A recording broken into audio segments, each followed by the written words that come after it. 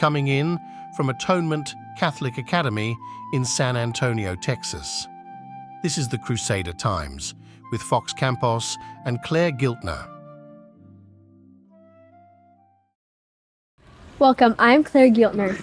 And I'm Fox Campos. Welcome to the inaugural broadcast of the Crusader Times. For our top stories of this month, we will cover the playoff games of the men and women's soccer team, as well as the men's basketball team. In addition to sports, we will recap the Pro-Life Club's trip to D.C. to participate in the National March for Life. On that, we will hear from Mr. Colin Schutte. For our Crusader Lifestyle segment, we will hear advice from Mrs. Lisa Otten and Mr. Gabe Sanchez. To start with Crusader Sports, our varsity women's soccer team have had a decent district play, ending with a record of 3-3, securing a high bracket for playoffs. For the last week of January, our Lady Crusaders had a winning week, achieving a blowout for both games against Holy Cross, 4-0, and JP2 Corpus, 3-0. The season has been going well for our Lady Crusaders, owing to great team chemistry and the guidance of Coach Corey Johnson. On the field, our ladies have been taking advantage of the weaknesses of other teams, such as the lack of athleticism and communication. The combination of these two weaknesses allowed for Lady Crusaders to secure some victories. One of the highlights of the season was our Lady Crusaders game against Geneva. Even though they were defeated 2-3, it was a good fight considering that last year was an uneven victory for the Geneva Eagles of 0-6. Now we'll return to Mr. Biantan with Abigail Casey, who not only is the team captain of the Lady Crusaders, but is also the star athlete of our Atonement campus. She is currently on verbal commitment with the UTSA women's soccer team. We are proud to have a D1 athlete on our campus. Once again, thank you, Fox and Clare. I'm Mr. Biantan of the Crusader Times, and I'm here with Abigail Casey, the team captain of our women's soccer team. Abigail, that was a very good game. It came down to the wire. However, there were some issues with the defense. What were some issues with your defense? Especially, it led to this one player scoring a header at the very end. So what could you do with the defense next game to improve? I think the goal came from us we shifted too far to one side and we completely forgot about one player in the box. And so ultimately she was open in the box and was able to head it in. So I think next time we can really focus on being aware of our surroundings and not being pulled too far to one side. Okay. Well, thank you, Abby. That was a very good game. But good luck next time.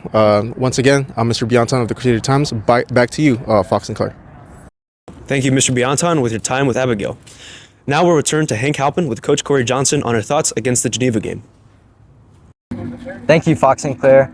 I'm Hank Halpin with the Crusader Times here with Coach Corey Johnson. Coach Johnson, why do you think we weren't able to create as many counterattacks as possible on offense? Oh, that's a tough question. To be fair, I think that honestly Geneva is probably a better skilled team. They're 4A school. We're 1A. We have fewer players. We had a strategic plan going into this game to keep them from scoring, and we were looking for the counters. But with the pressure that they were applying, it sometimes the field conditions, the ball just didn't go our way. But we lost 7-0 last year, I think. And this was a 3-2 loss, and I'm happy with it. I'm very proud of the girls for how they performed. We were short players. We were missing some key players. So, thank you, Coach Johnson. Back to you, Fox and Clare. Thank you, Hank, for your insightful question to Coach Johnson. The Lady Crusaders will have their first playoff game in the second week of February. To conclude, our Lady Crusaders are hungry to move on to the next round. Stay motivated, and God bless, ladies. Turning to our men's varsity soccer team, our Crusaders have been keeping their heads up high despite a rough season. According to team consensus, our Crusader varsity men's team, are on their rebuilding seasons due to the graduating class of last year. 4 of last year's seniors were key players that graduated. Also, 2 key players transferred out of Atonement. It is a common narrative in sports when a significant portion of the team leaves. The following season often involves a rebuilding phase. As the saying goes, we have to trust in the process. There is major room for development in the future. The men's district play ended with a record of 1-6. Let us now turn to the captains on what they had to say about their performance. To start, we have Valeria Flores with team captain Carlos Flores. Thank you, Fox and Clare. I'm Valeria Flores from the Crusader Times, and I'm with the captain of the soccer team, Carlos Flores. Carlos, how do you think you can help your team communicate better with each other? Very good question. Soccer is not an easy game. We could perhaps started off with the defense, communicating where the ball goes, and then from there we go to midfield, and then after that, then it's of course the wingers and then striker, which I played for most of the game. Thank you, Carlos. Once again, I'm Valeria Flores from the Crusaders Time. Back to you, Fox and Clare. Thank you, Valeria, for your time with Carlos. For another leadership voice, we will hear from Mr. Biantan with Andrew Sackett. I'm here with Andrew Sackett, one of the team's primary captains and also center back. Andrew, utilizing your leadership position, what do you think you can tell the team in order to secure proper future matches? I think one of the things that we need to primarily focus on going forward as the season progresses is to maintain our composure and really fight for the ball. I've noticed that we allow too many attempts on the back line. If we can keep the pressure up at the top, keep putting chances on the goal, keep it in their half, I think we'll see much more success in the future. Thank you, Andrew. Mr. Biantan, once again, from the Crusader Times, back to you, Fox and Clare. Thank you, Mr. Biantan, for getting that passionate response from Andrew. We will also have more from you to hear from the defense anchor of the team, Michael Wilkerson. Take it away. Thank you, Fox and Clare. Mr. Biantan of the Crusader Times. I'm here with Michael Wilkerson, primary goalie of our men's soccer team. Michael, we saw you in the game, making a couple of crucial saves. You even had your wind knocked out of you, which is a testament of your efforts out there in the field. As a primary goalie, communication is crucial. How do you communicate with the defense in order to kind of ensure a robust defensive line? Generally, it just has to be a lot of shouting and aggressiveness, because if you don't do that, then they're not going to listen. It's always just in one ear, out the other. So you just have to keep shouting over and over the same thing and hope they get it through their heads. So, yeah. That's all? Yeah, that's all. All right. Thank you, Michael, for your time, and good luck to your upcoming games. Mr. Biantan again here with the Crusader Times. Back to you, Fox and Clare. Thanks again, Mr. Biantan, for your time with the team. Just like our Lady Crusaders, our men's team will have their first game in the second week of February against Geneva. Even though it's been rough, good luck, gentlemen. For our last segment on Crusader Sports, we have our men's varsity basketball team. Our basketball team gathered some excitement for this year because of our new coaching staff and players. One valuable addition to the Atonement Catholic Academy is Coach Gabriel Sanchez. Apart from teaching AP Bio, 9th, 7th, and 6th grade science, Mr. Sanchez was our instructor for a strength and conditioning elective in the fall semester. He is our new head coach for the men's varsity basketball team. Previously, Coach Sanchez was a member of the coaching staff for the UTSA women's basketball team. He was involved in the UTSA basketball team program for a long time, having been part of the men's basketball team from 2017 to 2019 and the women's team from 2019 to 2023. Following the departure of one of our promising athletes at Atonement, Yuza Tang, our varsity team has had a late addition with Stephen Wentland for the district play. Stephen provides another dimension to our team with skill, height, athleticism, and also a familial bond, since we have the twins Gabe and Mason. Despite a promising team, our varsity guys have had trouble retaining their performance from a regular season. Their current record is 1-6. Their last district game will be against Heritage in the second week of February. One of the highlights from the men's district play was the blowout game against Waterloo. We'll now turn to Thomas McHugh with team captain Nate Groh for a summary of that game. Thank you, Fox and Clare. I'm Thomas McHugh of the Crusader Times, and I'm here with the basketball captain Nate Groh. Nate, what unforeseen challenges did Waterloo provide for you in this game? In the first half, they came after the glass a lot more, got a lot of rebounds, and we just had to come and stop that in the second half, and we did. So that's what allowed us to pull away. Well, thank you for answering the question, and I'm Thomas McHugh of the Crusader Times. Thanks, Thomas, for your time with Nate. Good luck to the men's varsity basketball team for the rest of their season. That concludes our segment for Crusader Sports. Next up, we'll recap Atonement's major trip to DC. As Atonement Crusaders, we take part in extracurricular activities that reinforce our Catholic principles, actively venturing into the world where we exert our capacities for change. Our pro-life club performed the Lord's work during the third week of January by traveling to DC to participate in the National March to Life. For this, we turn to Briony Garza with Mr. Colin Schutte. Thank you, Fox and Clare. I'm Briony Garza of the Crusader Times, and I'm here today with Mr. Colin Schutte.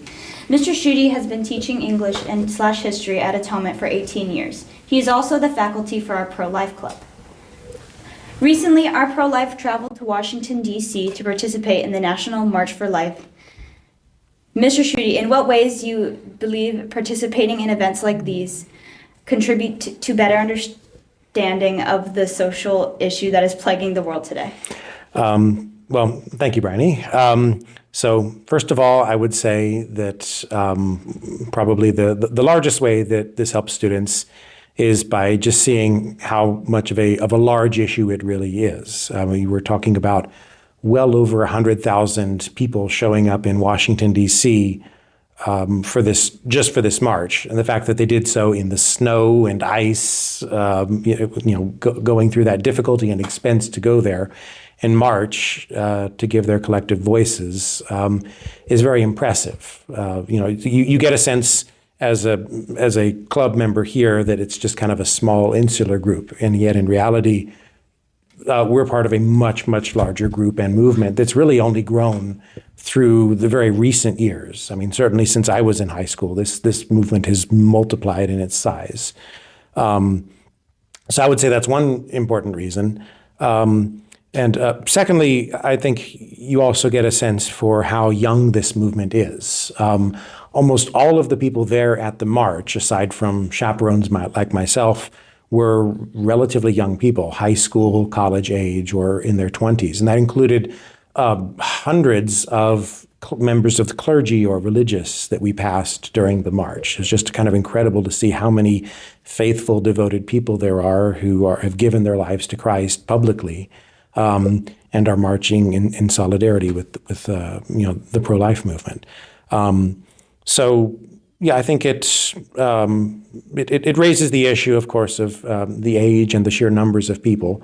And it really is very motivational to see just how strong and, as I said, well motivated the pro-life movement is. We're not going to stop. We are going to continue pushing for life and life issues until we get our whole country to embrace the pro-life message. And I mean, the encouraging news is we're going to win. We have all the, more and more young people on our side. And these kinds of people tend to have lots of babies. The other side doesn't. So, thank you. Thank you, Mr. Schutte, for your time recap of the trip and thoughts on the important issue. Crusaders, if you are interested in joining the Pro-Life Club, make sure to inform Mr. Schutte of any of the current members. Back to you, Fox and Clare. Thank you, Briony and Mr. Schutte. Once again, keep in mind that our Pro-Life Club is open for new members. Now we turn to our segment on Crusader lifestyle. As students of the Atonement Catholic Academy, we occasionally prioritize our academics to the extent that we may overlook other aspects of life. A big part of this has to do with time management and proper decorum. For this, we await the invaluable advice of Mrs. Lisa Otten. Now over to Sofia and Isabela Gabino. Thank you, Fox and Clare. I'm Isabela Gabino. And I'm Sofia Gabino. Of the Crusader Times, and I'm here today with Mrs. Lisa Otten. Mrs. Otten has been with us for 27 years and is an invaluable member of this community. Today, we have the pleasure of interviewing her for advice for our students. All right, Mrs. Otten. Our first question to you is, as someone who has achieved stability in their lives, what guidance can you offer to our Crusaders regarding time management, especially balancing school, homework, sports, family, and possibly a job? Well, the best advice I can give you for this question is one of the words that you just asked me. You have to keep everything in balance. If you devote too much time to one thing, such as sports, one thing, too much studying, believe it or not, that can be a bad thing. Too much studying, too much eating, too much, couch surfing, it's gonna lead you into chaos, okay? There is a time for everything. There's a Ecclesiastes, there's a season for this, a season for that, and that's how you have to live your life. You have to make yourself a schedule. Don't procrastinate, don't overdo things. Keep it in balance, stay on schedule, and you should be fine. Thank you, Mrs. Otten. Thank you. Okay, Mrs. Otten, our second question is, so as students, it is essential for us to adhere to certain or very specific standards of behavior. However, we do acknowledge that at times the students can be a bit too much. They can be a bit too boisterous, too rowdy. So what, in your opinion, is the best thing that we should do or keep in our minds to ensure that the teachers are having a good experience every day with the students? The best advice I can give you is just to remember one word, and that word is respect, okay? You have to show a certain respect for your teachers. You have to show a certain respect for your fellow students. You have to show a certain respect for yourselves. But that works vice versa too. Teachers have to respect their students. Without respect, without the word of God, respect,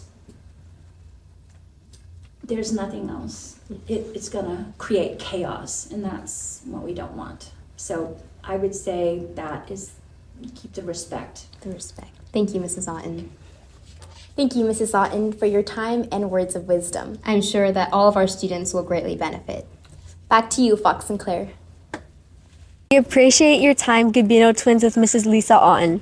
Since our lives as Atonement Crusaders can be a bit overbearing academically, maintaining a regular exercise routine and adopting a healthy diet are a must. For this, we heed some advice from Mr. Gabe Sanchez. Now over to you, Megan. Thank you, Fox and Clare. I'm Megan Guerra of the Crusader Times, and I'm here today with Mr. Gabriel Sanchez.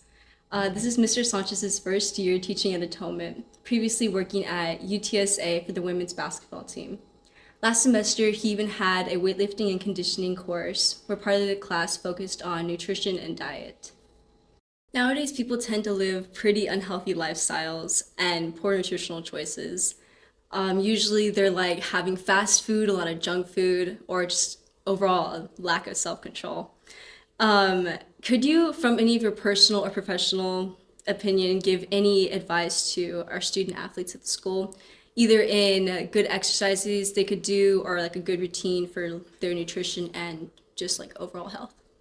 Yeah, I think one thing that we're probably going to get into next time we start up the weightlifting and nutrition class again is just kind of what to eat, what to look for based on certain exercises that people are trying to do, whether they're doing more long distance cardio, longer exercises versus just building muscle, weightlifting. And then I think one of the reasons that happen is kind of the convenience of fast food and the how easily accessible certain junk foods are. So I think just being able to make a meal plan, finding what's going to help with the type of exercises that people are looking to do to improve muscle mass or cardiovascular, and then we could kind of go from there. So that's something I am looking to kind of help and familiarize students with next time we start up weightlifting again. Okay, thank you for all of your time and your great advice. Hopefully, Crusaders, you'll get a little bit more knowledge on how to exercise and the good foods you can eat, and getting more into like this good routine. Back to you, Fox and Clare. To conclude our inaugural broadcast, we'd like to go over our house standings. The month of January was marked by intense competition across various events, allowing each of our houses to showcase their unique skill sets and play to their strengths. At the beginning, we held our Uno competition, and the games became so intense that some tables couldn't finish. Nonetheless, in this house competition, House George emerged victorious, claiming the throne. Among the physically demanding competitions we've had in a while, dodgeball was the one. Some matchups were a bit lopsided since there were people in particular houses that were throwing cannons. Luckily, there were some that were strategic with their plays, lasting till the very end. Ultimately, House Andrew remained victorious, clinching the win. Finally, one of the more unusual competitions we've had was a pie eating contest. It was hilarious to witness participants employing various strategies to devour their pies. Some chugged water in between, while others put their whole face in it. And for the seniors, we have Mick Skeens as the winner representing House Andrew. For the juniors and sophomores, we have Stephen Wentland and Thomas McHugh representing House David. And for the freshmen, Aiden Ortiz secured the victory for House Patrick. That is all for the inaugural broadcast of the Crusader Times. Once again, I'm Claire Giltner. And I'm Fox Campos. Thanks for joining us. Stay informed, stay involved, and remember, we are the heart of the Crusader community. God bless. This has been the Crusader Times with Fox Campos and Clare Giltner. Thanks for joining us, and God bless.